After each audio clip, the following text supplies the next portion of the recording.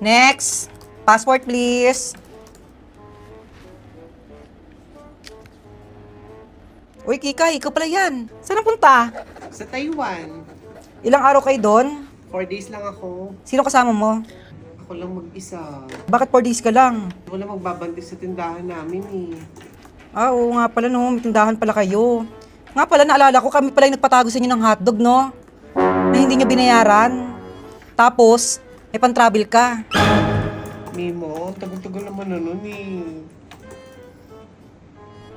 Eh, hindi ko kaya, tatakan tong passport mo at hindi ka makalabas ng bansa.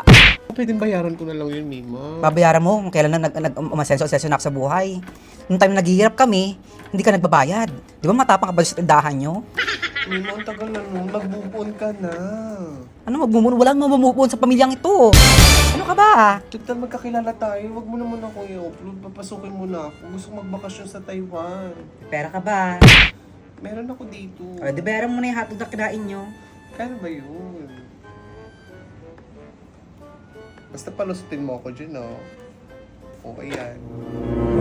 Wala, hindi ito makakapasa. No. Wala ka sa requirements. Eh di akin yung pera ko.